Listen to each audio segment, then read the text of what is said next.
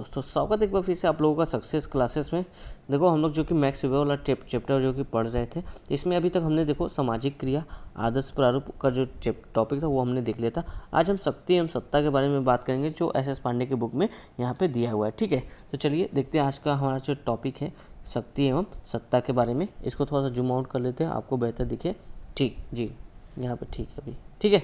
तो चलो यहाँ पे देखो एस पांडे जी शक्ति एवं सत्ता के बारे में बात करते हुए लिखते हैं कि जो विवर ने ये जो अपना ये जो सिद्धांत दिया था ना शक्ति एवं सत्ता का, एस पांडे जी बताते हैं कि पूंजीवादी समाज में शक्ति संरचना के विश्लेषण के क्रम में विवर ने शक्ति एवं सत्ता पर अपने विचारों को प्रस्तुत किया था। यानी कि कहने का मतलब यहाँ पे एस पांडे जी बताते हैं कि विवर ने यह जो सिद्धांत है शक्ति एवं सत्ता का ये क्यों लाया था। दरअसल इन्होंने यह सिद्धांत इसलिए लाया था क्योंकि वो ये देखना चाहते थे जो पूंजीवादी समाज उस टाइम था यूरोप में, कैपिटलिस्ट सोसाइटी थी, उस समय जो कि उस समाज में जो शक्ति संरचना का जो विश्लेषण करने के लिए जो कि इस सिद्धांत को लाया था कि उस समय जो आपको पूंजीवादी समाज है वहाँ पे किस तरह से जो कि शक्ति संरचना हमको देखने को मिल रही है। तो इसी को एक्सप्लेन करने के लिए उन्होंने अपना ये थ्योरी दिया था। अब वेबर बताते हैं देखो कि शक्ति का क्या मतलब उनके अनुसार। वेबर बताते हैं जो शक्ति है तो बोलते शक्ति का तात्पर्य किसी व्यक्ति या समूह की उस ताकत या क्षमता से है जिसके आधार पर वह अन्यों से उनकी इच्छा न होते हुए भी अपनी इच्छाओं को पूरा करवाने में सफल होता है। यानी कि दूसरे की इच्छा, अगर दूसरे की इच्छा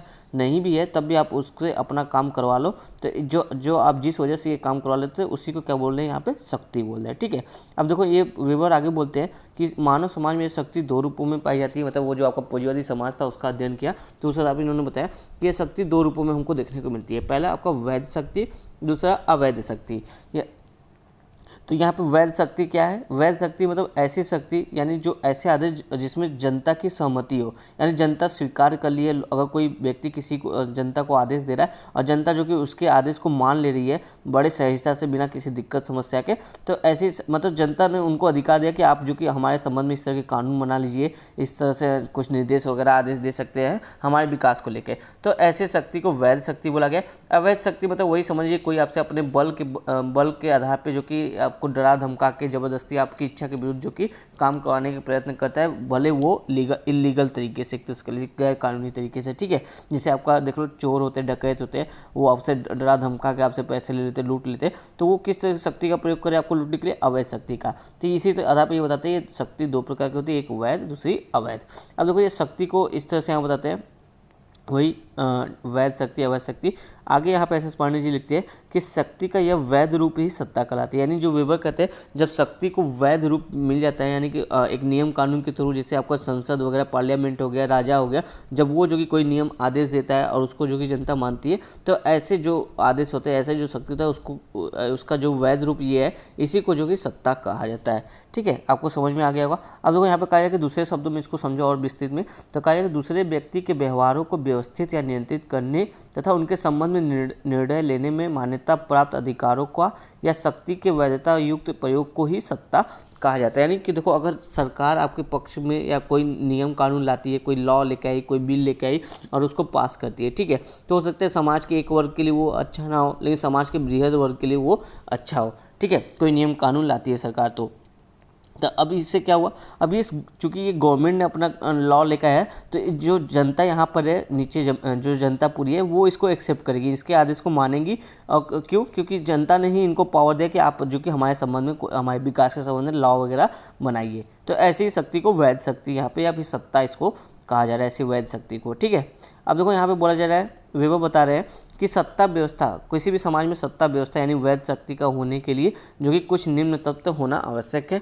कौन कौन से तत्व? पहला तो कोई शासक तथा शासकों का समूह होना चाहिए। जैसे अब हमारे पार्लियामेंट में देख लो 552 मेंबर है जो कि लॉ वगैरह बनाते हैं, तो यही जो 552 मेंबर यानी शासकों का समूह है, यही इन्हीं के हाथ में जो कि शक्ति है। और दूसरा अगर शासक कोई एक व्यक्ति को, तो मान लो कहीं अगर राजशाही चल रहा है, कोई एक राजा होगा उसी का आदेश सब कुछ चल रहा है, तो वो एक व्यक्ति हो सकता है इस आधार पर। ठीक है, दूसरी बात यहाँ बोले कि इसका और क्या इंपॉर्टेंट पार्ट है, इसमें बोला जा रहा है कि कोई शासित व्यक्ति या समूह जिन पर शासन किया जाता है, यानी कि कुछ जनता भी होना चाहिए जिस पे शासन किया जा सके। थर्ड बोला जाए कि शासित लोगों के व्यवहार को प्रभावित करने की शासक की इच्छा जो आदेशों के माध्यम से व्यक्त की जाती हो। यानी कि जो शासित लोग हैं उनके अंदर ऐसी इच्छा भी होना चाहिए कि वो कुछ ऐसे निर्देश दे जिससे जनता जो कि उसका पालन करे, यानी उनके अंदर ऐसे कुछ वो आदेश, ऐसे कुछ आदेश भी दो जिसका जनता पालन करे। ऐसा नहीं कि वो राजा बन के बस बैठे रहे, कोई नियम कानून ना बनाए, ऐसा नहीं, कुछ ना कुछ नियम कानून समाज के विकास के लिए उनको बनाना चाहिए, यानी उनके अंदर इच्छा भी होनी चाहिए।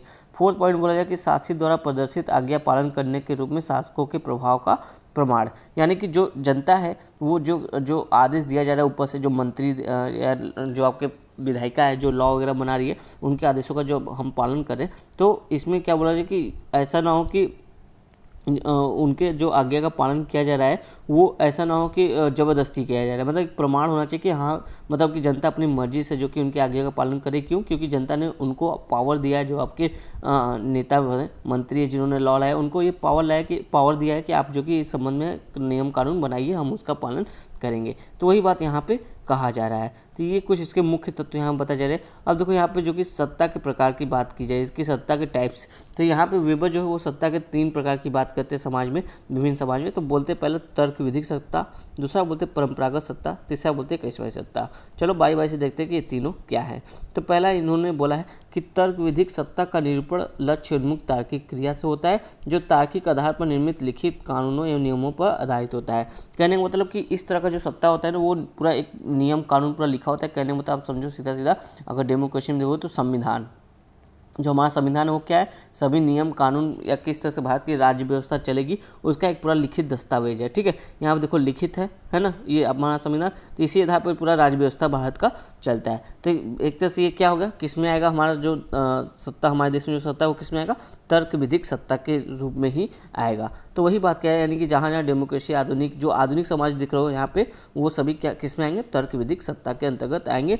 यहाँ पे आगे बोला है कि इसको एक्सप्लेन किया जा रहा है कि यहाँ आदेश देने वालों की नियुक्ति उनकी योग्यता के आधार पर की जाती है और उनके अधिकारों का निर्धारण लिखित नियमों एवं कानूनों द्वारा होता है। यानी कि उनका क्या क्या अधिकार, क्या क्या राइट्स है, वो सब कुछ जो कि एक नियम कानून में लिखा होता है। चूँकि शासित इन कानूनों एवं नियमों को मान्यता देता है, इसलिए आदेश देने वालों के आदेशों का पालन करना वे अपना कर्तव्य समझते हैं। यानी जो जनता है वो इनके आदेशों को पालन करना अपना कर्तव्य समझते हैं। क्यों? क्योंकि इन्होंने ही जो कि इनको मान्यता प्रदान किया होता है। सत्ता का यह प्रकार आधुनिक समाज की प्रमुख विशेषता है, जिसे नौकरशाही व्यवस्था के रूप में देखा जा सकता है। अब आते हैं अपना नेक्स्ट जो टॉपिक क्या है हमारा, परंपरागत सत्ता, मतलब नेक्स्ट टाइप है सत्ता का, परंपरागत सत्ता। तो देखो इसमें कहा जा रहा है पारंपरिक क्रिया द्वारा निरूपित तथा पवित्र परंपराओं में विश्वास पर आधारित होता है। यानी ये आपका जो परंपरागत सत्ता, ये किससे आधारित है, जो परंपराएं हैं, पवित्र अपवित्र की बात है, उस ऐसे विश्वासों पर आधारित इस तरह की सत्ता होती है। तो देखो आगे एक्सप्लेन किया जा रहा है, यहाँ पे बताया जाए कि यह शासक के आदेशों का पालन इसलिए करते हैं कि वे समाज के पवित्र परंपराओं में विश्वास करते हैं। यह सत्ता विरासत में प्राप्त होती है तथा इसके संचालन हेतु लिखित नियमों की आवश्यकता नहीं होती है। शासक इस प्रकार की सत्ता का संचालन या इस्तेमाल अपने समर्थकों, संबंधियों या मित्रों की सहायता से करते हैं, जैसे राजा की सत्ता, जनजाति सरदार की सत्ता, कुल पिता की सत्ता, इस प्रकार की सत्ता का उदाहरण है। देखो यहाँ पे कहा जा रहा है कि मतलब कुछ ऐसी सत्ता जो परंपरा के आधार पर चली आ रही है, कई पीढ़ियों से चली आ रही है। जैसे कोई राजा का बेटा राजा बनता जा रहा है, फिर उसका बेटा राजा बनता जा रहा है। तो इस तरह की जो सत्ता होती है, जो जिसको जो कि जनता स्वीकार करती है, वैधता प्रदान करती है, इस तरह की सत्ता को परंपरागत सत्ता कहते हैं। इसी तरह आप देखो परिवार में जो आपका परिवार का मुखिया होता है, उसकी सत्ता होती है, परंपरागत रूप से चली आ रही है। जो परिवार का मुखिया होता है उसी का आदेश का पालन सभी परिवार वाले करते हैं। तो यानी इस तरह की जो सत्ता है वो आपका परंपरागत सत्ता के अंतर्गत आएगा। अब देखो थर्ड क्या है आपका, भावनात्मक क्रिया के आधार पर आपका है। भावनात्मक क्रिया द्वारा निर्मित सत्ता व्यक्ति के करिश्माई गुणों या विलक्षण व्यक्तित्व के में विश्वास पर आधारित होता है। यानी करिश्माई सत्ता की बात यहाँ पे की जा रही है, जो किस पर आधारित है, भावनाओं के आधार पर। यानी लोग जो कि भावनाओं से वशीभूत होकर जो कि दूसरे व्यक्ति को अपना सब कुछ मान लेते हैं। जैसे इसमें देखो मुख्य रूप से कौन आएगा, जैसे लीडर देखो, जो प्रमुख लीडर जिसके प्रभाव में पूरी जनता चलती है। जैसे फॉर एग्जाम्पल जो आपके गांधी जी हैं, ठीक है, गांधी जी अगर कुछ कहते थे तो पूरा देश जो कि उसको फॉलो करता था, उसको मानता था। तो इस तरह की जो सत्ता क्या कहलाएगी, आपका करिश्माई सत्ता कहलाएगी। जिसमें देखो यहाँ पे जो गांधी जी का व्यक्तित्व है ना, उसका जो व्यक्तित्व है उसी आधार पर जो कि लोग उनसे प्रभावित काफ़ी ज़्यादा थे भावनात्मक रूप से, इसलिए इस तरह की सत्ता को करिश्माई सत्ता कहा जा रहा है। तो ये 3 टाइप की सत्ता की बात यहाँ पे कही जाती है। इसी तरह लेनिन की तरह आप समझ लो, इसी तरह गांधी की तरह आपका लेनिन भी है, जो इसी तरह के कुछ विलक्षण जो कि व्यक्तित्व रखते थे। अब देखो इनकी कुछ आलोचना भी की जाती है। वेबर ने ये 3 प्रकार की अपना सत्ता का एक्सप्लेन किया था। आपका कौन कौन सा था, तीनों प्रकार का सत्ता। एक तो था आपका तर्क विधिक सत्ता, दूसरा था परंपरागत सत्ता, तीसरा था करिश्माई सत्ता। हमने इन तीनों को देखा अच्छे से डिटेल से एग्जाम्पल के साथ। अब देखो यहाँ पे इसकी कुछ आलोचना भी की जाती है। तो यहाँ पे बोला था कि वेबर ने सत्ता के निर्धारण में कर्ता के दृष्टिकोण को महत्व देकर इसके बाह्य पक्ष की अवहेलना की है, जिससे उनका विश्लेषण एकांगी हो गया है। कहने का मतलब कि सत्ता के निर्धारण में केवल कर्ता के दृष्टिकोण को यहाँ पे महत्व दिया गया है, और सत्ता के निर्धारण के लिए यानी पावर को जो कैप्चर करने के और जो बाह्य तत्व होते हैं, जैसे इकोनॉमी एक पावर है, आज देखो सत्ता को हथियाने में, सैन्य एक पावर है, कहीं कहीं देखो मिलिट्री रूल है वो शासन कर रही है। तो ये सब जो वाय पक्ष है उसको जो कि इन्होंने अनदेखा कर दिया, उसका एक्सप्लेन नहीं किया, तो इसलिए इनका विश्लेषण एकांगी हो गया। इस तरह से कुछ आलोचक जो कि इन पे जो कि अपना जो आलोचना करते हैं। फिर देखो नेक्स्ट बोला जाए कि वेबर ने तर्क विधिक सत्ता को पूंजीवादी समाज से संबंधित अनिवार्य लक्षण माना। यानी वेबर ने बोला जो आपका जो तर्क विधिक सत्ता, 3 प्रकार की सत्ता थी, तो उसमें जो पहला था आपका तर्क विधिक सत्ता, उन्होंने बोला कि पूंजीवादी समाज में ये अनिवार्य रूप से पाया जाएगा। अब पूंजीवादी समाज के लिए अनिवार्य मतलब पूंजीवादी समाज में मुख्य रूप से यही पाया जाएगा। लेकिन जो आलोचक है वो कहते हैं कि आधुनिक पूंजीवादी समाजों में केवल तार्किक सत्ता ही महत्वपूर्ण नहीं होती, बल्कि सत्ता के जो अन्य रूप है जैसे परंपरागत या फिर आपका करिश्माई सत्ता, वो भी हमको देखने को मिलते हैं। तो इस आधार पर भी इनकी आलोचना होती है। साथ ही देखो हेबरमास भी इनकी आलोचना करते हैं। वो बोलते हैं कि इन्होंने जो आपका वैधता है और वैधानिकता है इसमें अंतर स्पष्ट नहीं किया है। तो इस तरह की भी इनकी आलोचना की जाती है।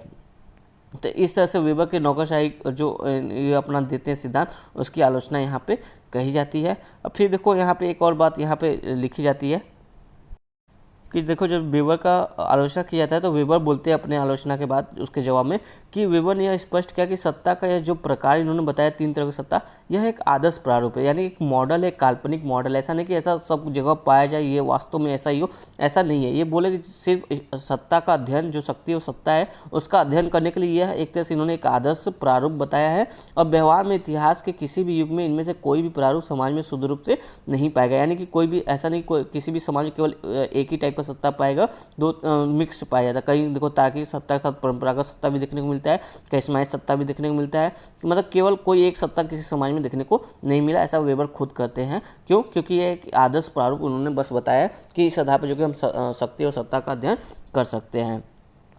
और साथ ही ये बताते हैं कि जो सत्ता के प्रत्येक प्रकार में दूसरे प्रकार की सत्ता का मिलावट भी हमको देखने को मिलती है। अतः सिद्धांत के धरातल पर सत्ता के विविध रूपों का प्रयोग सामाजिक अनुसंधान हेतु पद्धति के रूप में ही करना चाहिए, न कि सामाजिक जीवन की यथार्थ घटनाओं के वर्गीकरण के लिए। यानी वेबर यहाँ पे स्वयं कहते हैं कि ये जो मैंने आदर्श सत्ता का सत्ता शक्ति एवं सत्ता का जो आदर्श प्रारूप दिया है, ये केवल एक आदर्श प्रारूप है। इसको इसी को वास्तविक समझ के जो कि यथार्थ घटनाओं का अध्ययन नहीं करना चाहिए, बल्कि इसको एक मॉडल जो आपका आदर्श प्रारूप उसके आधार पर तुलनात्मक अध्ययन इसका समाज में शक्ति और सत्ता का अध्ययन करने के लिए करना चाहिए। तो इस आधार पर यहाँ पे इनका वेबर का ये वाला शक्ति एवं सत्ता वाला टॉपिक खत्म होता है। नेक्स्ट टॉपिक हमारा क्या है? नौकरशाही का। इसको हम अगले वीडियो में देखेंगे। तब तक के लिए धन्यवाद दोस्तों।